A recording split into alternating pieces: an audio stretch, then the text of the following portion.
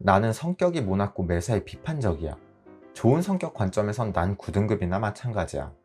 이런 상황이라면 내 성격을 뜯어고쳐가며 억지로 긍정주의자가 되려느니 오늘의 주제는 중간의 함정에 대해 얘기해 볼 건데요. 너무 흔하고 편한 개념이라 사람들이 대부분 놓치고 있는 부분이에요. 이 10분짜리 영상을 집중해서 보신다면 앞으로 삶에 대한 인사이트가 바뀌실 거예요. 이 작은 관점의 차이가 스노우볼이 되어 여러분 인생을 다이나믹하게 바꿔줄 거고요. 우리는 살면서 이런 말들을 많이 해요.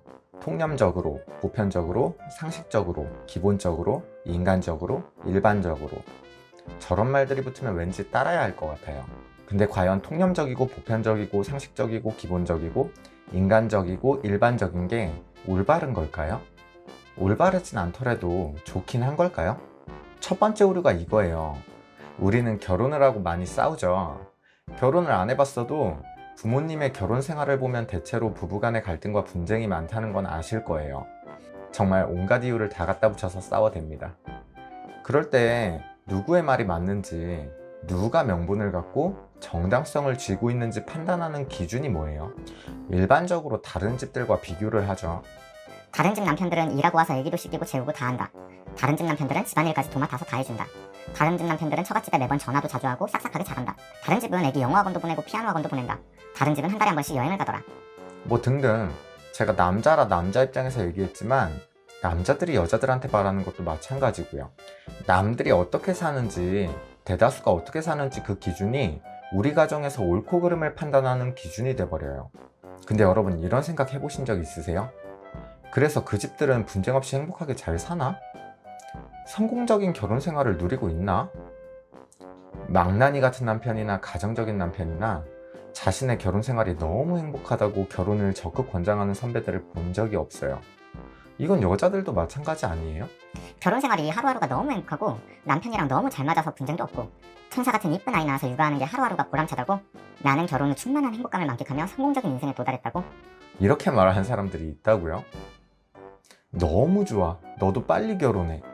이거 여자들이 서로 매길 때나 쓰는 말. 하고 싶은 말은 이거예요.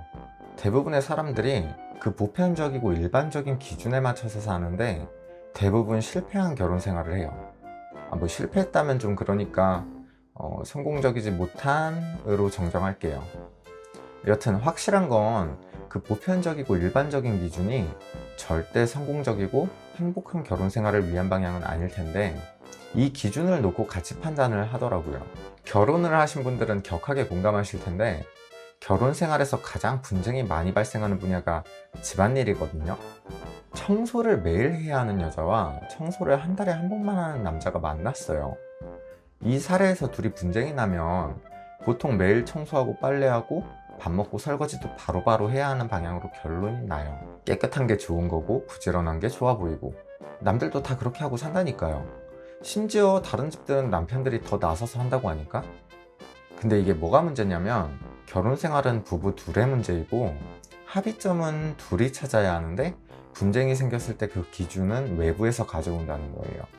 우리 부부의 상황에 맞지도 않는 기준을 적용하니 절대 원활한 결혼 생활이 지속될 수도 없어요. 오히려 이런 경우엔 둘이 절충안을 내서 2주에 한 번씩 청소를 하자 쪽으로 합의하는 게 합리적인데 2주차도 차선책이지 최선책은 아니란 말이에요. 이미 2주란 기간도 아내 입장에선 말이 안 된다고 생각할 테니까요.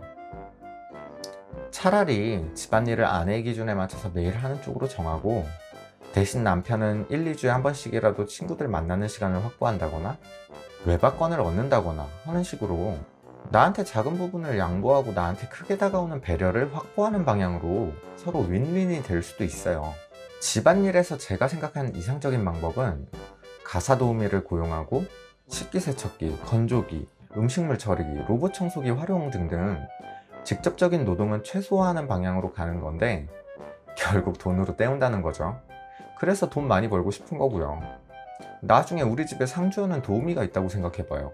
집안일로 싸울 일이 있겠어요? 이런 식으로 둘 다 집안일에서 공통된 노동에서 해방되는 게 해결책이라고 보는데 현실은 누가 더 힘드네, 누가 맞네 하면서 결국은 서로 힘들어지는 길을 택하니까요. 부부 둘의 각각이 생각하는 가치와 의견을 존중하면서 화목하고 행복할 수 있는 결혼 생활을 위해 고민해야지 이기기 위한 싸움을 하지 말란 거예요. 일반적이고 상식적인 기준들이 내 말싸움엔 도움이 될지 몰라도 우리 가정엔 별 도움 안 되는 의미 없는 지표라고 생각하는 게 나아요. 얘기가 좀 센 것 같은데, 가만히 있으면 중간은 간다라는 말들 아시죠? 애초에 부정적인 상황에서 많이 쓰는 말이니 중간이 좋아 보이는 효과가 있는데, 반에서 성적이 꼴찌인 학생한테는 부모들이 이렇게 말하잖아요. 야, 그래도 남들만큼은 해야지. 야, 그래도 중간은 가야지. 근데 과연 반에서 1등하는 학생한테도 부모들이 그렇게 말할까요? 공부를 왜 이렇게 잘해? 적당히 해. 중간이 좋은 거야. 절대 안 그런다는 거죠. 누구나 1등이 좋고 1등급이 좋다는 걸 알고 1등급에 근접하려고 노력하는 거잖아요. 근데 그 방법이 절대 일반적이고 남들 하는 대로는 아니라는 거죠. 사회 통념, 보편성, 상식, 기본은 어떻게 정해진 걸까요?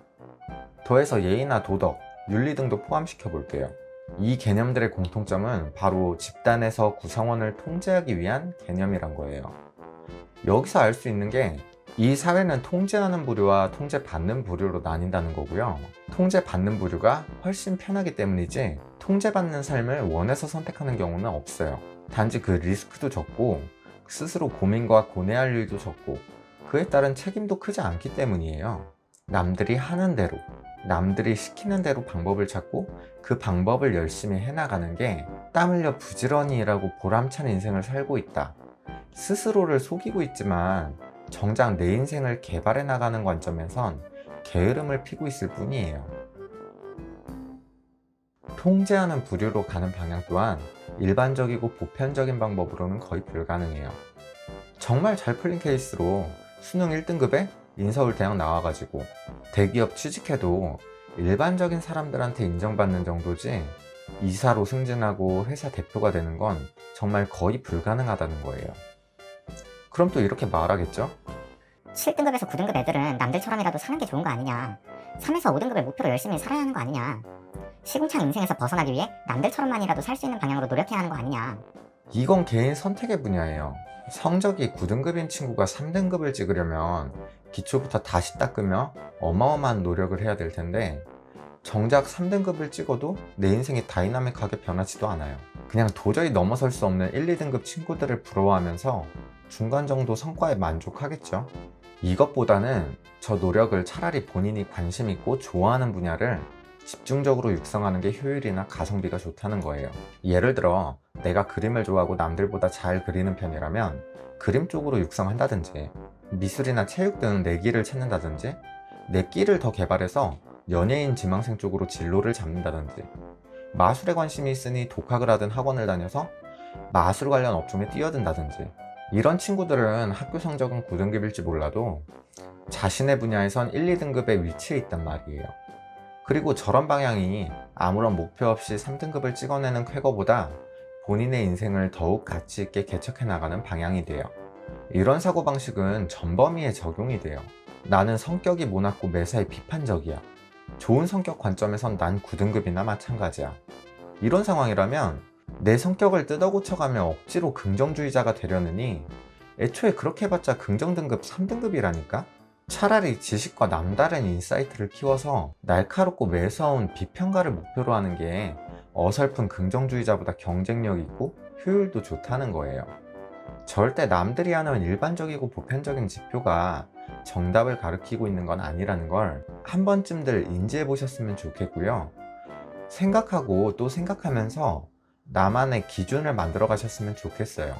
내 인생에서는 내가 주인공이 맞으니까 억지로 남들 인생의 조연이 되려 하지 말고 주인공으로서 스스로의 성장 드라마를 찍으세요. 오늘의 요약입니다. 저는 행복한 결혼 생활을 하고 있습니다.